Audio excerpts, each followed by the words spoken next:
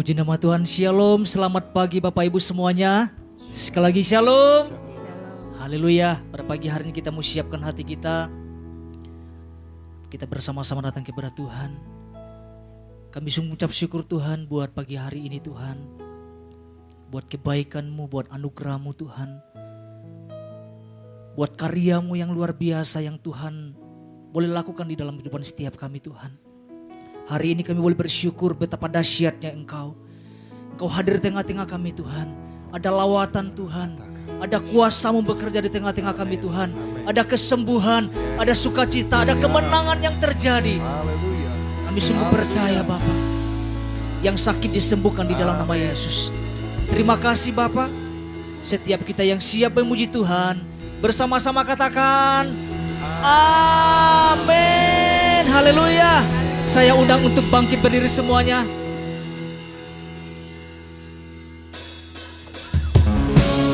Haleluya. Mari kita naikkan pujian kita kepada Tuhan pagi hari ini. Katakan seindahnya pelangi. Seindahnya pelangi. Secerahnya mentari.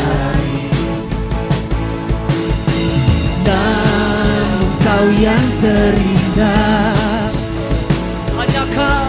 Hanya Kau yang termegah. Walau badai menghadap dan bumi pun bergoncang, namun Kau kan setia, menjagaku selamanya. Sungguh nyata kasih-Mu di sepanjang hidupku. Dengan darah-Mu Kau tebus dosaku.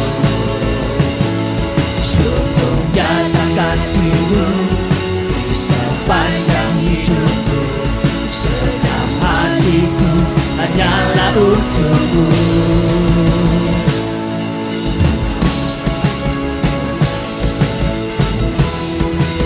Boleh tepuk tangannya di atas kepala Bapak Ibu. Haleluya. Katakan seindahnya. Seindahnya pelangi. Secerahnya. Secerahnya mentari. Namun Kau yang terindah. Hanya Kau yang termegah. Katakan walau badai menghadap dan bumi pun bergoncang, namun Kau kan setia. Katakan menjagaku selamanya. Sungguh nyata kasih-Mu di sepanjang hidupku. Dengan darah-Mu Kau tebus dosaku. Sungguh nyata kasih-Mu di sepanjang hidupku. Sedap hatiku hanyalah untuk-Mu.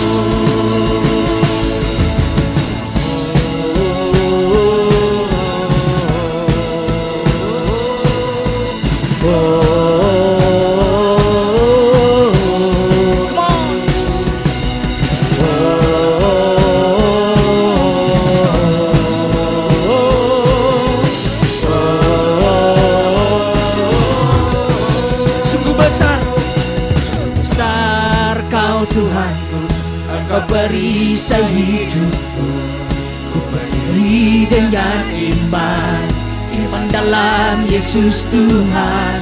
Kau yang memberi kemenangan, ku bersorak merayakan. Terpujilah Engkau Raja segala raja. Besar Kau Tuhanku, Engkau perisai hidupku. Ku berdiri dengan iman dalam Yesus Tuhan. memberi kemenangan, ku bersorak merayakan. Terpujilah Engkau Raja segala raja. Sungguh besar Kau Tuhanku, Engkau perisai hidupku. Berdiri dengan iman dalam Yesus Tuhan. Kau yang memberi kemenangan, ku bersorak merayakan. Terpujilah, lebih semalai katakan, sungguh besar Kau Tuhanku, Engkau perisai hidupku. Berdiri dengan iman dalam Yesus Tuhan. Kau yang memberi kemenangan, ku bersorak merayakan. Terpujilah, sekali lagi dengan sungguh besar. Come on. Sungguh besar Kau Tuhanku, Engkau perisai hidupku. Berdiri dengan iman, katakan iman. Kau yang memberi kemenangan, ku bersorak merayakan. Terpujilah Kau Raja segala raja. Terpujilah Engkau Raja segala raja. Terpujilah Engkau Raja segala raja.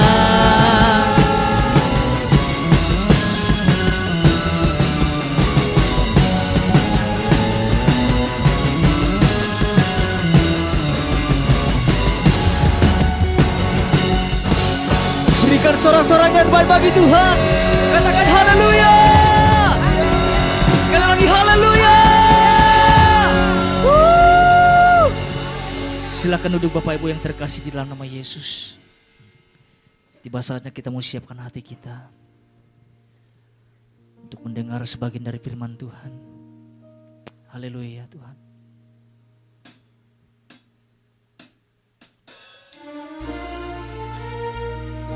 Terima kasih. Sungguh anugerah-Mu besar dalam kehidupan kami.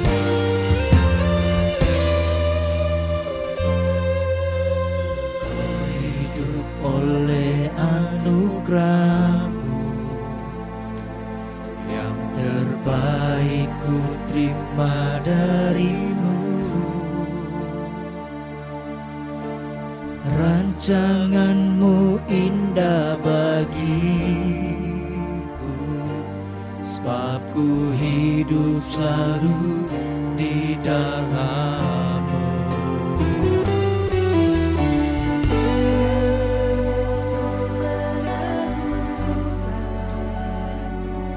Bukti kasih dan karya salib-Mu. Kau telah mati gantikan hidupku, sebab itu ku selalu bersyukur. Kasih-Mu memulihkan hidupku, kuasa-Mu membangkitkan rohku. Darah-Mu telah tercurah bagiku, pengorbananmu sempurna.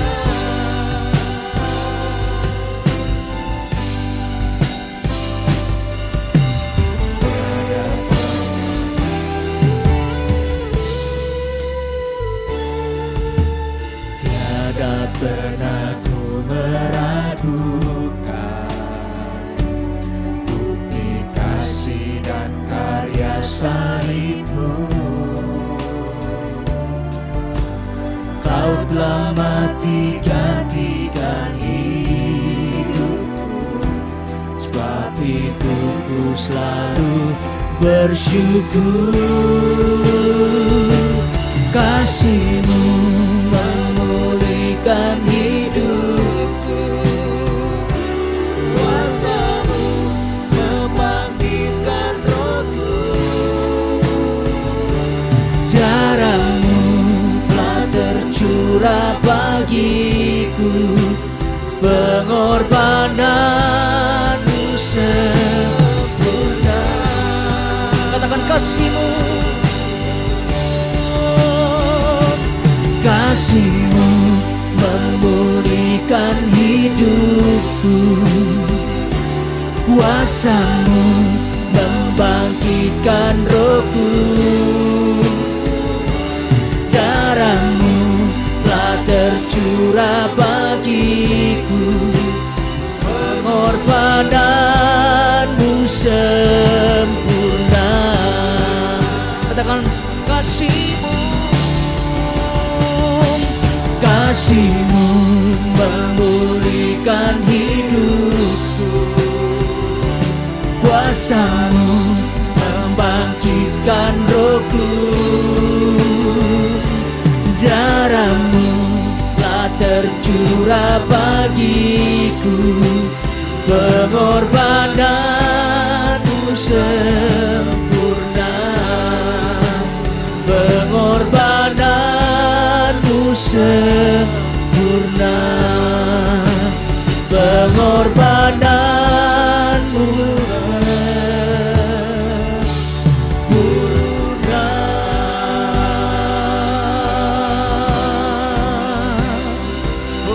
Mari kita sembah Dia, mari bersyukur, bersyukur.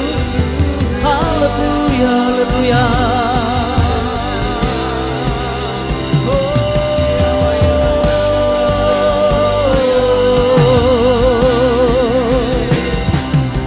Haleluya, haleluya. Yesus, haleluya.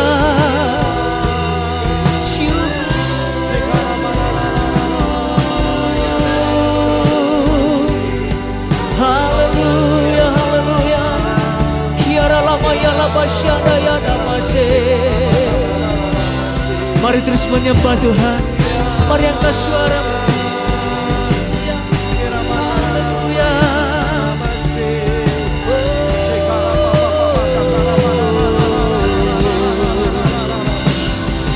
Haleluya.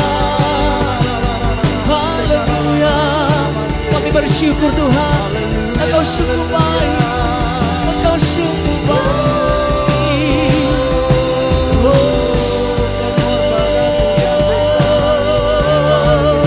Tiara lama-lama layana basyana yana.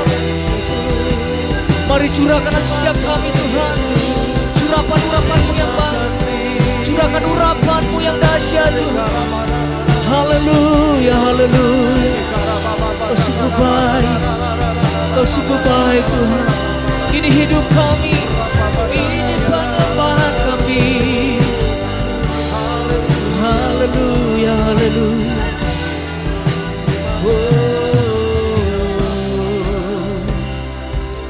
Haleluya.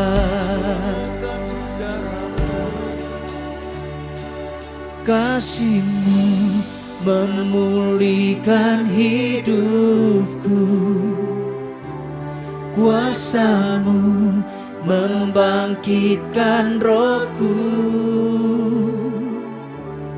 darah-Mu telah tercurah bagiku, pengorbananmu Saya undang untuk bangkit diri. Haleluya, kasih-Mu Tuhan, kasih-Mu memulihkan hidupku, kuasa-Mu membangkitkan rohku, darah-Mu telah tercurah bagiku, pengorbananmu sempurna, pengorbananmu sempurna, pengorbananmu sempurna.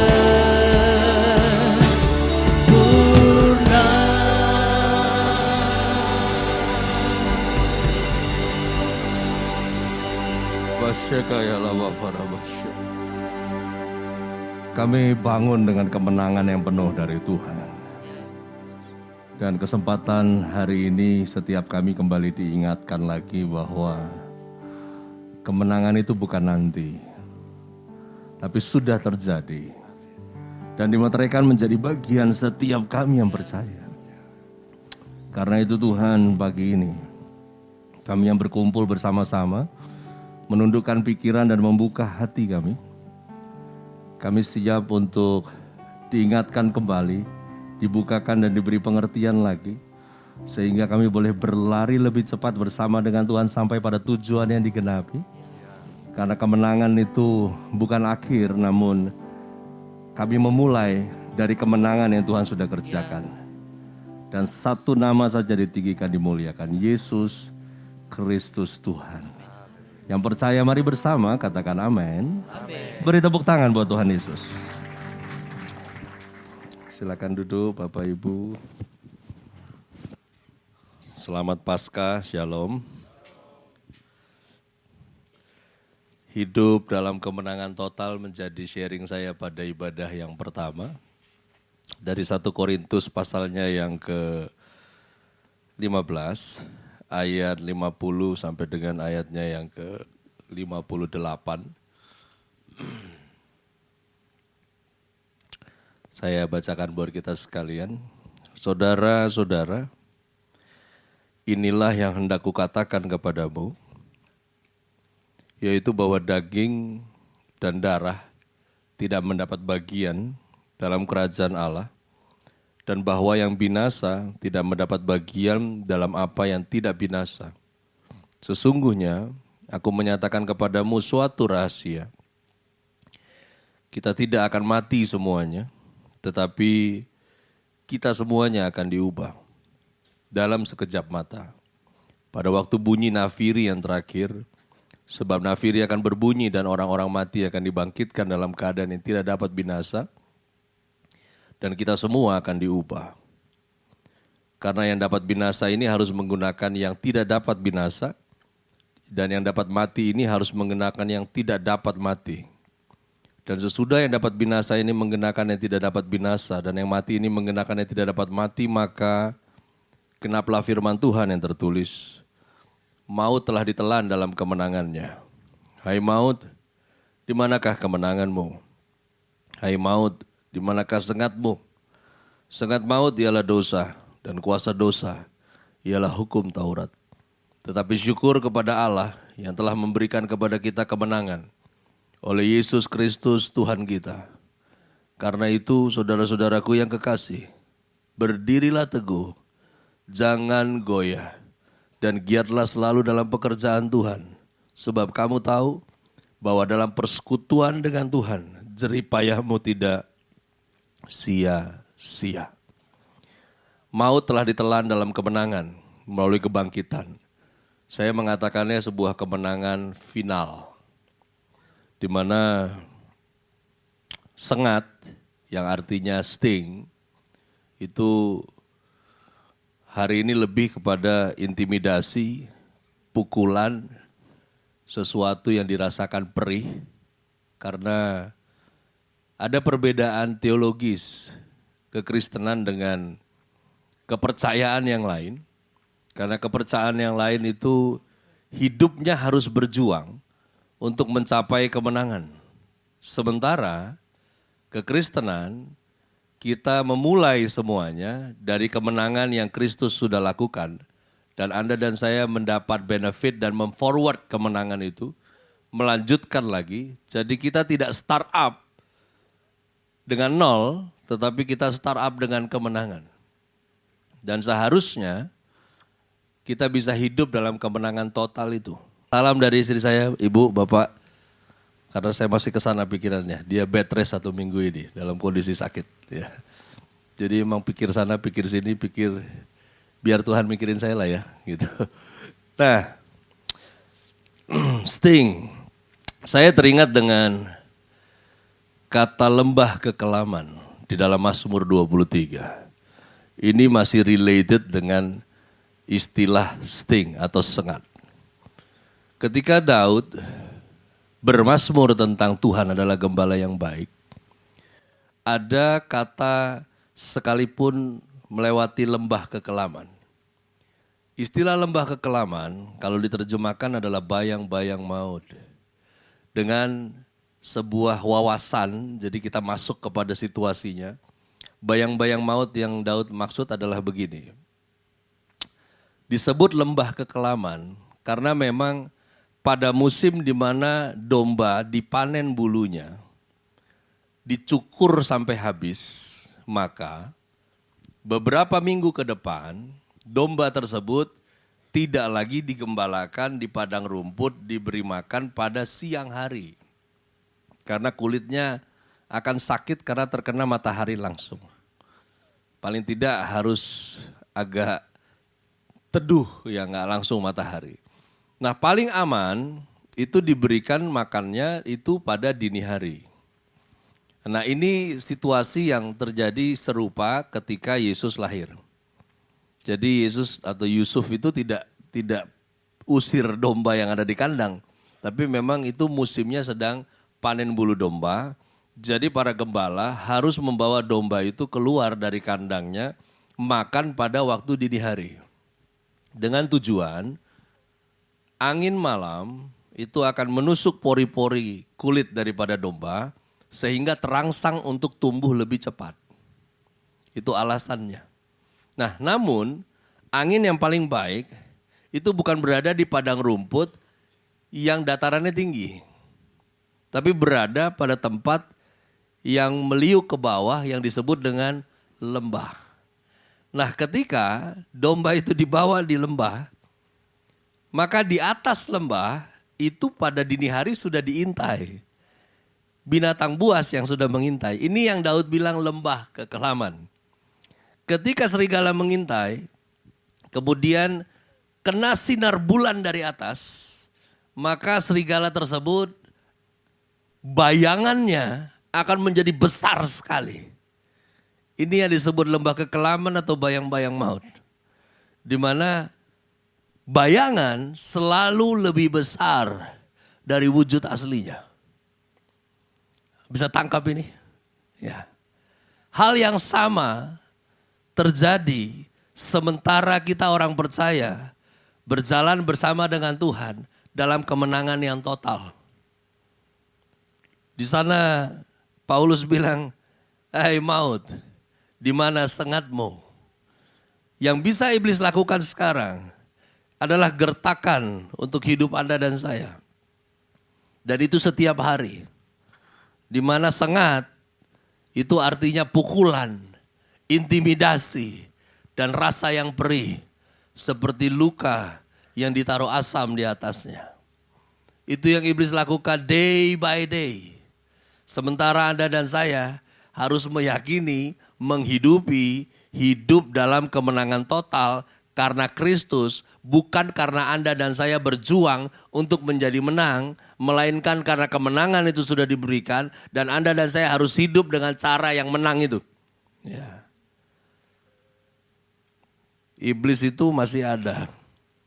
Dia masih kerja walaupun sengatnya sudah dihancurkan.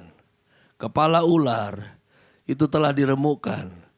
Masalahnya dia belum binasa. Sehingga di akhir zaman dia disebut sebagai ular tua. Yang kepalanya rusak. Kemudian dijuluki sebagai naga.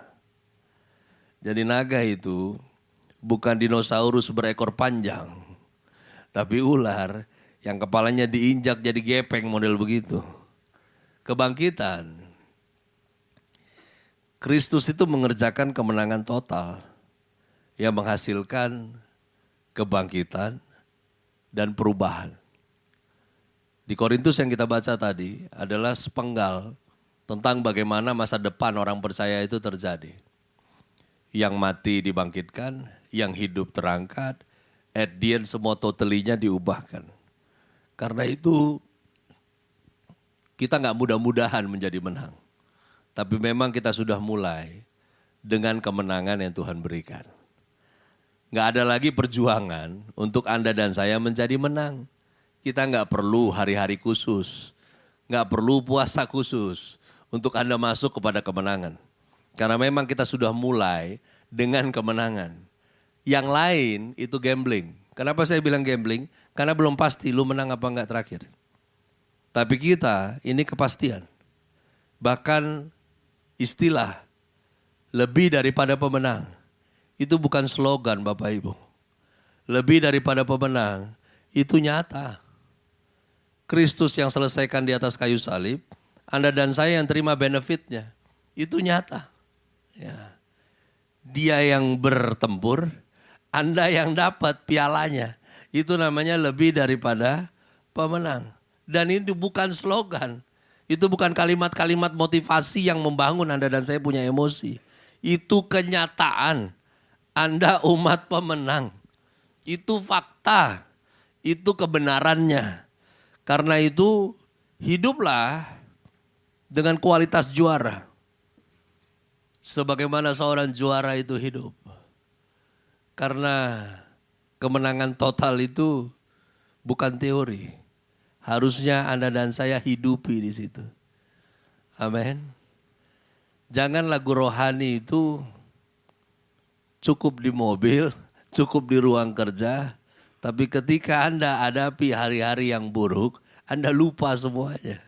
Ya. Karena itu yang sering kali terjadi. Kita juara di satu ruangan yang penuh dengan orang Kristen. Dan ketika kita lagi sendiri-sendiri hadapi masalah yang Anda harus lewati, Anda pecundang bukan juara. Ingat, iblisnya belum mati. Kepalanya sudah diinjak. Tiap hari dia bekerja. Itu artinya setiap hari juga Anda dan saya harus tetap jadi juara. 1 Korintus 15 ayat yang ke-58. Ada 3 jalan untuk Anda dan saya bisa tetap berkemenangan total dan mengalami itu. Karena itu saudara-saudaraku yang kekasih, berdirilah teguh. Jangan goyah. Giatlah selalu dalam pekerjaan Tuhan. Sebab kamu tahu bahwa dalam persekutuan dengan Tuhan, jerih payahmu tidak sia-sia. Berdirilah teguh. Jangan goyah. Giatlah selalu dalam pekerjaan Tuhan. Yang pertama, berdiri teguh. Itu artinya tabah. Artinya setia. Nggak ada jalan lagi untuk Anda dan saya bisa hidup dalam kemenangan total. Kalau kamu nggak tabah, kamu nggak setia. Orang percaya itu ditetapkan menjadi juara dalam kehidupan ini. Seorang juara itu nggak dilahirkan. Nggak ada. Ya. Ketika Anda percaya, Anda diberi kemenangan, itu iya. Tapi nggak ada seorang juara itu dilahirkan. Juara itu produk exercise. Ya. Itu produk terlatih. Anda nggak bisa, nggak ada ya bayi lahir-lahir sispek gitu kan. Ya. Tiba-tiba ototnya udah kebangun. Ya. Tiba-tiba dia bisa lari kencang. Tidak ada suddenly untuk seorang juara. Selalu ada day by day yang Anda dan saya harus dilatih. Kita bisa terhilang dari ketetapan kalau kita tidak steadfast. Orang-orang gak sanggup lagi untuk berkemenangan kalau dia gak setia. Steadfast, berdiri tegak. Ya, berdiri teguh. Orang-orang yang setia, orang-orang yang produktif. Orang-orang setia, orang-orang yang tabah. Tabah, sekalipun kamu nggak ngerti, kamu tetap percaya sehingga kamu beroleh pengertian. Saya dalam kesibukan 7 tahun ini, saya adakan Simple Teologi Modul, sebuah pendidikan teologi untuk kaum awam yang harusnya kuliah 4 tahun bisa selesai dalam 12 kali pertemuan. Ya, diberi intisarinya saja, modulnya saya yang buat. Ada banyak pertanyaan-pertanyaan seputar urusannya Tritunggal.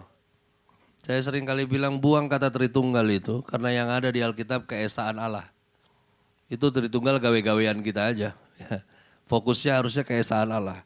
Mereka banyak bertanya tentang bagaimana meyakinkan orang. Bagaimana bikin orang menjadi percaya? Saya bilang Tuhan aja gak bisa bikin kau jadi percaya. Apalagi kita. Orang mau jadi ngerti harus percaya dulu. Kalau gak percaya dia gak ngerti. Tapi orang akhirnya menjadi ateis karena dia ngotot untuk ngerti baru dia mau percaya. Memang kadang kurang ajar juga ini pola ini. Bagaimana kau harus percaya penciptamu sementara kau yang diciptakan ngotot untuk bisa kau percaya dia kalau kau ngerti. Ini kan terbolak-balik kan cara berpikirnya. Ya. Hal yang serupa pada orang percaya. Anda nggak bisa jadi tabah untuk setia kalau kamu ngotot untuk ngerti. Dunia ini lebih tua dari kau. Ada yang lebih tua umur ya di ruangan ini dari kota Bandung. Ya. Bumi ini lebih tua dari kita. Ada banyak hal yang Anda nggak ngerti. Tapi kalau kamu mau tetap percaya, nanti Tuhan bikin kamu ngerti. Amin. Ya. Bahkan yang banyak tahu khotbah saja dituntut lebih banyak. Ya. Dituntut lebih banyak. Ya. Saya kalau mau ikutin gak suka, saya gak suka. Ya. Hari Minggu 2 minggu yang sebelum itu, khotbah yang ketiga di Season City, kami keluar menuju mobil, cuman sebentar saja. Sepersekian detik, saya lihat ke belakang istri saya udah jatuh. Kakinya udah terlipat, ya. Mata kakinya udah hantam ke aspal. Hanya cuma gara-gara undakan sebesar ini. Ya. Saya pas lihat, saya bilang diam di situ. Saya bawa barangnya, kasih masuk ke mobil, baru saya balik lagi. Jangan rubah posisi. Baru saya angkat pelan-pelan. Saya mesti lanjut khotbah 3 lagi. Saya masih bawa dia pulang, taruh di tempat tidur, saya pegang kakinya. Ya, karena kita kalau atlet kita paham, ya, atlet bela diri harus baca tulang itu. Saya baca tulangnya lihat, saya bilang no, ini enggak ada pindah, enggak ada apa-apa. Tapi benturan ini bikin memar tulang. Ya. Jadi nanti dikompres saja. Udah kompres selesai. Kompres selesai belum ada berapa hari tiba-tiba matanya jalan sendiri. Ya. Mata jalan sendiri bawa ke dokter mata, dokter periksa ini katarak. Ya. Oh ya udah. Tapi kok saya nggak puas ya. Kita cek lagi ke yang senior. Seniornya bilang, ini memang katarak, tapi harusnya nggak begini. Ini bukan katarak yang bikin begini, mata bisa begini. Ini pasti gula dalam darah. Diperiksa, nggak tinggi sih, cuma 369. Ya. Ketika saya lihat datanya, dokter bilang nanti kita tempel retina dan lain sebagainya, ini begitu. Nanti kita beresin Pak Pendeta. Ya. Saya bilang ya, kita nggak masalah dengan uang, kita bisa bayar. Ya. Saya udah siap buat yang begitu. Tapi ternyata kadang kita nggak siap juga ngadapin ini. Ya. Mau marah, mau komplain, kita urus orang banyak, tapi kok seolah Tuhan nggak becus urus kita. Ya. Apa ini? Saya masih mesti urus orang banyak, mesti urus ini, tetes matanya 4 jam sekali, obatnya, semua. Ya. Saya nggak ngerti. Yang saya pikir selama ini saya ngerti banyak. Tapi apapun itu, kita juara dalam Yesus. Amin. Kamu nggak bisa ngotot untuk kamu ngerti. Saya cuma belajar untuk diam saja. Latih diri diam dan biar Tuhan menjelaskan dengan waktu. Karena ini yang saya percaya Tuhan menyertai kita. Bukan karena semua baik-baik saja. Karena semua tidak mungkin baik-baik saja, makanya Dia menyertai. Yang berikutnya, jangan goyah. Kalau buat kalian yang pernah ikut sekolah minggu, ada lagu. Takkan beranjak, takkan bergoyang. Pakai gayanya. Ya. Cucu saya bisa lakukan itu. Ya. Immovable, artinya tidak bergerak dari tempat yang seharusnya. Karena memang iblis kerja keras untuk geser kamu. Digeser untuk gak sampai pada apa yang Tuhan janjikan. Setan itu gak bisa menarik atau mendorong Anda keluar dari anugerah. Nggak bisa. Jangan pernah terpengaruh oleh kompetisi dunia. Karena itu yang bikin orang bergerak dari tempat yang seharusnya. Jangan izinkan keadaan pengaruhi kamu. Karena seorang juara mempengaruhi keadaan. Bukan keadaan yang mempengaruhimu. Kemarin Jumat Agung setelah kejadian ini berjalan sekian hari lamanya. Baru dari mereka bocor informasinya. Ya beberapa tanya saya, ada desas-desus katanya, Bu Gembala begini begitu. Iya. Kenapa Pak Gem nggak cerita?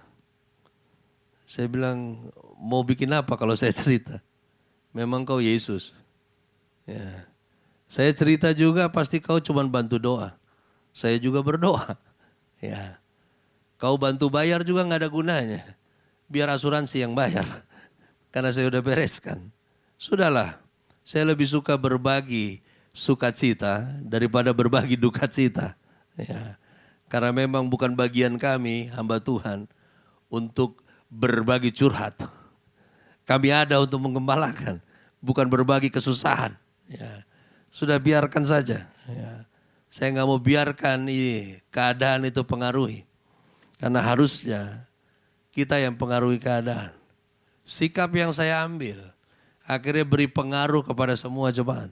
Ya. Saya bilang jangan terlalu besar-besarkan masalah. Karena iblis cuma bisa kasih bayangan saja kok. Itu seperti serigala kena sinar bulan. Serigalanya gak terlalu besar, bayangannya jadi besar.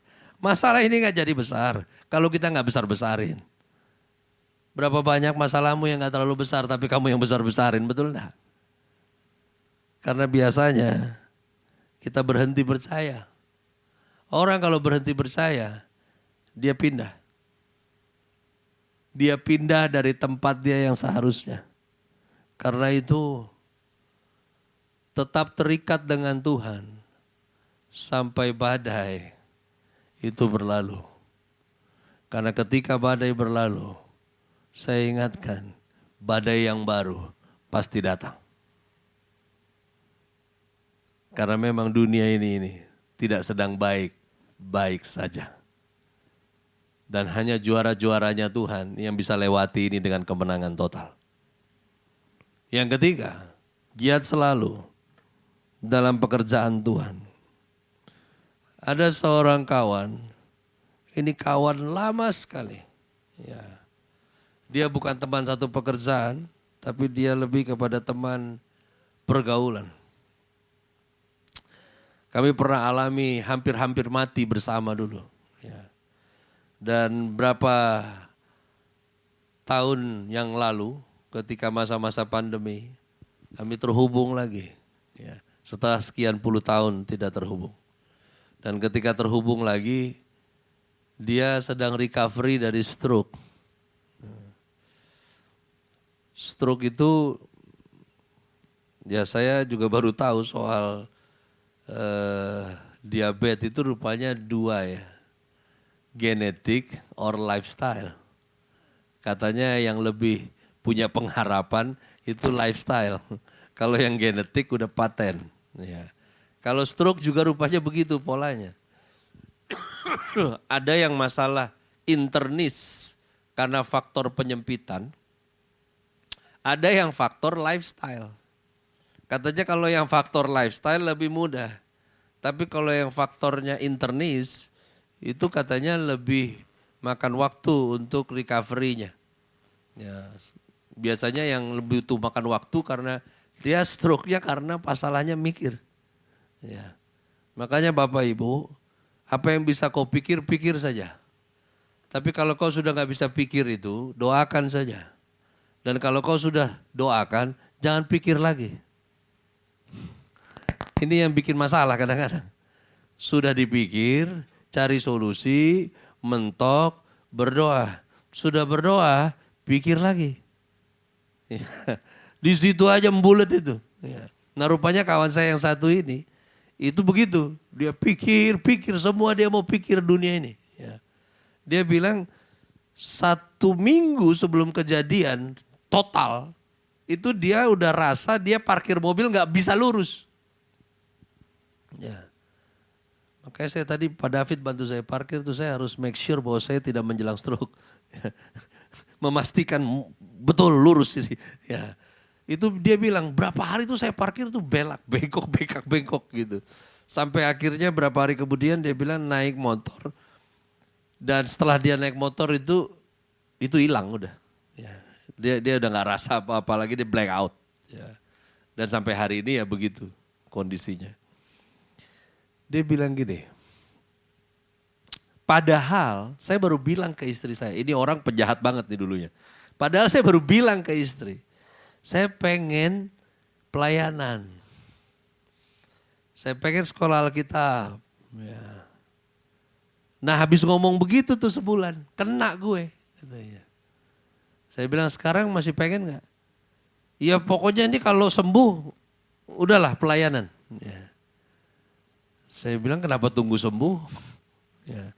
Sembuh itu juga kategorial kan? Karena saya bilang kau sekarang otakmu masih bisa dipakai mikir, kita ngobrol saja bisa melayani kok sebetulnya. Kan gak harus bisa lari juga. Ya. Ininya masih bisa, ngobrolnya masih bisa, bisalah. Dia nanti kalau ini bisa begini, bisa begitu. Ya. Bapak Ibu, abounding itu penting. Abounding itu artinya penuh, melimpah, total. Itu artinya abounding. Ini istilah yang digunakan untuk giat selalu dalam pekerjaan Tuhan. Ada lagu lama di puji-pujian yang biarlah rohmu menyala-nyala dan layanilah Tuhan. Secara grammar itu ketuker. Padahal ayatnya bukan bilang menyala-nyala dulu baru melayani. Ayatnya bilang kamu melayani dulu nanti pasti nyala. Dan kalau mau tetap nyala kamu mesti tetap melayani. Nah karena ini yang sering kali diputar lagi. Saya mau melayani Pak tapi belum nyala. Tunggu nyala dulu lah semangatnya, baru saya melayani. Kau melayani dulu, nanti nyala pasti. Karena nyala api itu yang bisa bikin kamu bertahan, berkemenangan total. Karena ketika kamu berhenti peduli, Anda akan lihat deh, kau dirusak dengan egoismu sendiri. Karena itu mari bertekun untuk melakukan kehendak Tuhan. Ini mungkin klise. Tapi kalau saya mau katakan bertekun dalam kehendak Tuhan maksudnya begini. Ayo mulai sekarang kalau mau hidup dalam kemenangan total, mari sibuk cari tahu apa mau Tuhan.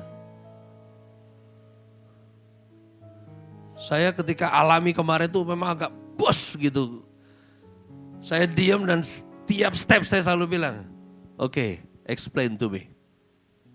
Maunya Tuhan apa? Ayo maunya apa?" Karena saya nggak tega ngelihat satu mata bisa begini, tapi yang satu mata stuck, tak, itu kayak, ayo Tuhan mau ganti tukar pakai kelingking saya tukar, mau tukar pakai tangan saya satu tukar. Ya. Zaman dulu saya punya mental underdog, saudara. Ya. Ketika saya sayang, ketika saya jaga seseorang, saya akan taruh nyawa saya di situ. Tapi saya coba tenang dan bilang Tuhan, bikin saya ngerti maumu apa. Hidup ini sebetulnya jadi susah, tambah susah. Karena kita sibuk dengan maunya kita kan. Terlalu banyak kita punya mau. Sampai kita nggak tahu maunya Tuhan apaan. Abounding. Seorang juara itu bertanding sesuai aturan main. Anda nggak bisa bertahan dalam kemenangan yang jadi bagianmu kalau kau nggak sesuai dengan aturan main. Karena itu jangan berhenti melayani perasaannya Tuhan. Nggak penting lagi perasaan kita. Yang penting Tuhan aja disenangkan. Anda bisa tetap giat melayani. Kalau fokusmu adalah perasaannya Tuhan. Nggak penting hati kita. Karena siapa yang fokus untuk menyenangkan hatinya Tuhan, dia bahagia. sekedar senang, nggak ada apa-apanya dengan kata bahagia. Bahagia hanya milik juara. Orang-orang yang berkemenangan total karena selalu sibuk cari tahu apa maunya Tuhan. Saya sempat dapat masukan dari orang-orang dekat, bilang tenang aja dulu, don't do something. Dan saya bilang no. Saya tetap melayani, saya tetap lakukan apa yang saya harus lakukan. Jadwal tidak akan ada yang berubah, semua akan berjalan seperti biasanya. Dan saya lagi tunggu sebuah pelajaran yang besar dari Tuhan. Karena mungkin buku-buku sekarang kurang banyak yang baru keluar, jadi Tuhan harus ajar langsung lewat apa yang saya alami. Sekali menang, tetap menang. Anda dan saya lebih daripada pemenang. Paskah hari ini bukan tentang kita bangun jam 3 pagi seperti kebanyakan orang bikin ibadah jam 4 pagi. Ini bukan momentumnya, tapi ini tentang apa yang Tuhan kerjakan di dalamnya. Dia bangkit, kematian gak bisa tahan dia, dan gak ada yang bisa tahan orang percaya. Ketika kamu percaya, lihat deh, hal-hal yang gak mungkin jadi mungkin, hal-hal yang kamu gak ngerti, kamu paham. Mari kita berdoa. Terima kasih Tuhan Yesus. Keterbatasan mulut hamba-Mu bicara, namun Roh Kudus yang memenuhi setiap kami, memampukan kami pada pemahaman yang lebih dalam. Karena semuanya bukan lagi tentang kami, melainkan semuanya tentang Kristus saja. Kami bersyukur kalau boleh masuk di bulan April yang penuh dengan kemenangan ini. Karena kemenangan yang daripada-Mu itu menuntun kami. Dan kembali dibukakan, kembali diingatkan lagi akan bukan sekedar selebrasi Paskah. Bukan sekedar teori selebrasi tentang kebangkitan. Tapi kebangkitan itu nyata. Bahwa setiap hari kami dibawa pada tingkatan yang lebih tinggi dari pemahaman kami yang kemarin. Ketika kami mau tabah setia, ketika kami mau fokus saja sama perasaannya Tuhan bukan perasaan kami, maka kekuatan kami diperbaharui, terus diperbaharui, hingga semakin hari dalam pertandingan iman ini, bukan kami semakin lelah, melainkan kami semakin kuat. Semakin kuat dan bersukacita. Aku berdoa tikap sorga yang terbuka pada pagi hari ini, melawat setiap pengertian kami, dan kami boleh dalam kekuatan yang terus diperbarui berjalan lebih cepat sampai pada apa yang Tuhan sediakan. Dan akhirnya kami mengalami kepenuhan Kristus yang sejati. Hingga satu nama yang ditinggikan dimuliakan, Yesus Kristus Tuhan. Yang percaya mari bersama katakan amin. Beri tepuk tangan buat Tuhan Yesus.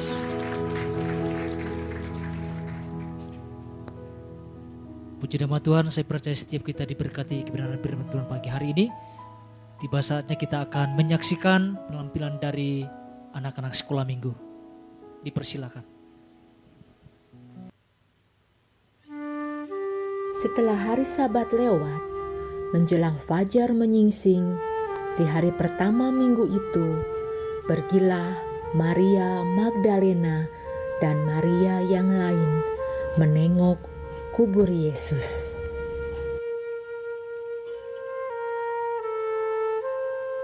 Namun, tiba-tiba terjadilah gempa bumi yang hebat, sebab seorang malaikat Tuhan turun dari langit menggulingkan batu itu, dan penjaga-penjaga gentar ketakutan.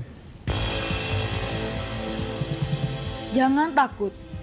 Kamu mencari Yesus orang Nazaret yang disalibkan.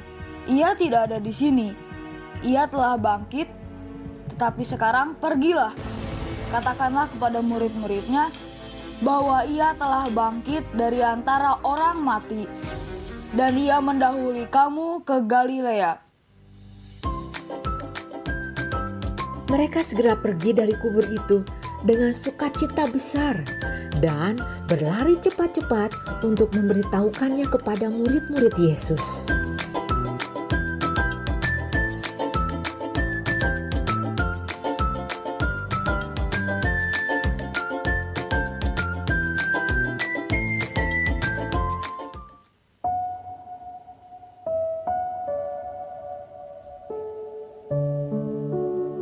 ke-11 murid itu berangkat ke bukit di Galilea. Ketika melihat Yesus, mereka menyembahnya. Yesus mendekati mereka dan berkata, "Kepadaku telah diberikan segala kuasa di sorga dan di bumi. Karena itu, pergilah, jadikanlah semua bangsa muridku dan baptislah mereka dalam nama Bapa dan Anak dan Roh Kudus. Dan ajarlah mereka melakukan segala sesuatu yang telah kuperintahkan kepadamu. Dan ketahuilah, aku menyertai kamu senantiasa sampai kepada akhir zaman." Mereka memberitakan kabar sukacita dengan penuh semangat ke seluruh penjuru bumi.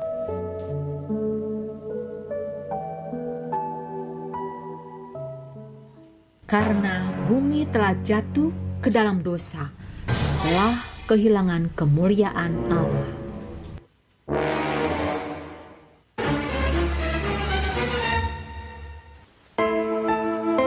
Berbagai penderitaan, duka cita, dan kesedihan menyelimuti bumi.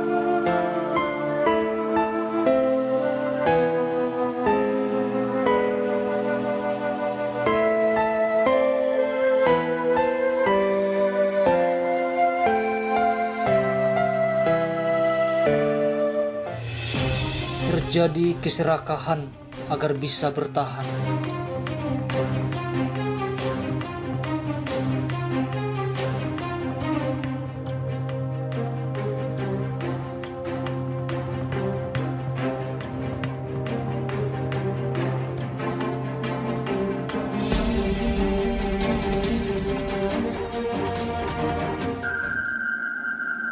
Ketakutan menghantui perjalanan hidupnya.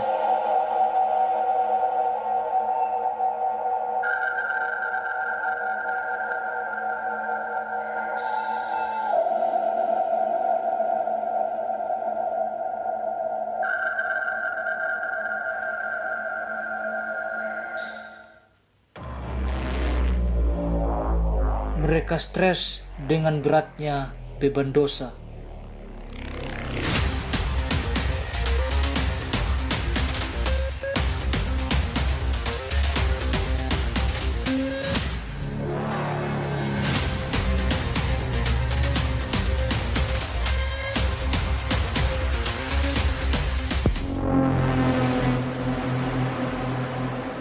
Semua saling membenci dan kejahatan merajalela.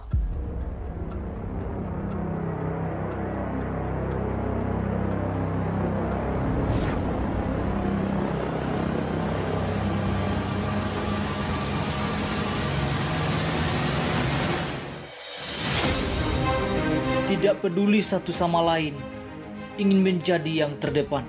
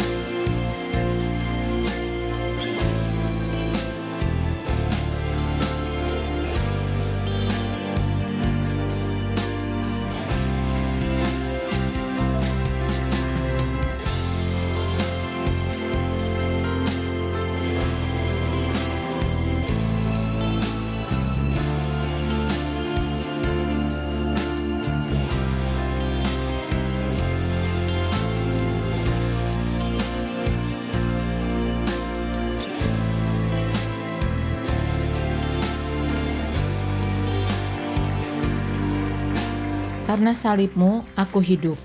Kuasanya menyembuhkan dan memberi pengharapan. Hanya Yesus yang sanggup melakukannya. Selamat Hari Paskah. Tuhan Yesus memberkati.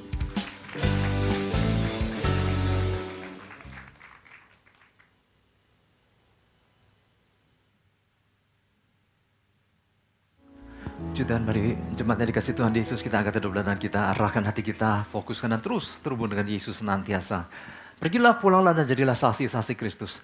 Mari jemaat yang dikasih Tuhan, terimalah berkat dan beda sejahtera daripada Allah Bapa, kasih karunia daripada Tuhan Yesus Kristus, dan persekutuan Roh Kudus yang indah dan manis menyertai setiap kita semua, mulai daripada pagi hari yang indah ini, sampai hari Maranatha Tuhan Yesus menjemput setiap kita di awan-awan yang permai. Setiap kita yang percaya menerima, kita sama-sama katakan, amin. Tuhan berkati Bapak Ibu Saudara.